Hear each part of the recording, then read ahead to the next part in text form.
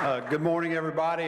Gray Tollison from Oxford, and this is my 24th and last session in the legislature. I started out in 1995. I was 30 years old when I qualified, and 31 when I was elected, and then I'm 54 now, so you can see the gray coming in. Being down here certainly ages it a little bit, but I had the privilege of serving on education all that time, and I'm chair now, been the chair for the past 8 years, and so I've seen the development of education, K-12 education policy, and I tell you, one of the things I've seen is in the early part of my time, the legislature had a real hands-off position. We would listen to the State Department of Education saying, we're going to do this, we're going to do this, but we need more money.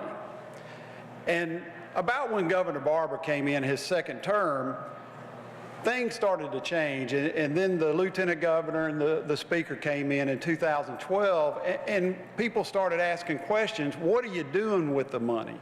Why aren't we seeing results of improved student achievement? We started focusing on the outputs instead of the inputs. And in 2013, if you remember, was a real busy session for education. We passed the Literacy-Based Reform Act, which had a third grade reading test at the end of third grade to, surprise, surprise, make sure our third graders are reading. You would think that was already going on, but unfortunately it wasn't, because there was no accountability. We passed that, the Literacy-Based Promotion Act, and gave $15 million in that year, and today that's over $90 million to make sure our K-12, K-3 teachers are teaching the essential components of reading. We're training teachers every year in the essential components of reading. We also passed an A through F grading scale to make sure you and everybody in the community knew how their schools and school districts were doing. How many of y'all are familiar with that what your school is? Makes a huge difference. Yes, it's at one grade, but that grade has a lot of metrics that come to that grade, and you can look at that on the Mississippi Department of Education's website. Now you know how your schools are doing it, and you'll get even more information in the coming year about how much each school building is spending. Well, we had the A through F grades, the Early Literacy Act.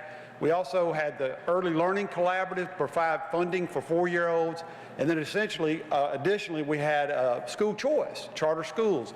In those school districts where they weren't getting the job done, we said, we're going to try something else. And now you know we have, I think, 4 charter schools in the Jackson school area, and then one up in Clarksdale, a K-2. So let's look ahead 5 years now. What do we see? Do we have any results? We do. And one of the results is and I'm sure you've heard this, I think Dr. Wright may have talked about it. 4th graders in Mississippi are way above the national average in terms of growth from 2009 to 2017. We are making news across the country in what we're doing with our students are doing. And look, it's not the legislature. We're not doing it. It's teachers that are doing it, educators are doing it, it's students doing it, it's parents doing it. All the legislature is doing is saying, we want more. We want accountability. And it has paid huge dividends. You talk about an educated workforce, it starts early. An ounce of prevention is worth a pound of cure. I have a friend in the furniture industry up in Pontotoc County. He tells me all the time, Gray, I just got to keep these people showing up to work. That's the main thing, and showing up week after week. They'll work 1 week, then they're gone. So it's not only just academics, it's the soft skills, as y'all know, communications, showing up to work. And guess what? One of the other things we've demanded is attendance in our schools.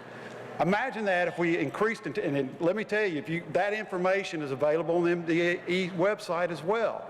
We don't have good attendance in a lot of areas, but if you practice making sure young people are in school, guess what? When they get out of school and they go to work, they're going to have a good habit of showing up to work every day.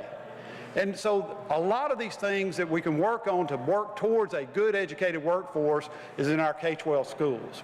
The last thing I'll leave you with, how many of y'all are on a school board in Mississippi? Raise your hand high. I want to see high. Okay, is there one maybe back there? Okay. Do this for me, and I ask you, know about your school board, who's on your school board, and get involved if you're not already. And if you're an employer, ask about your employees and what's going on in your schools.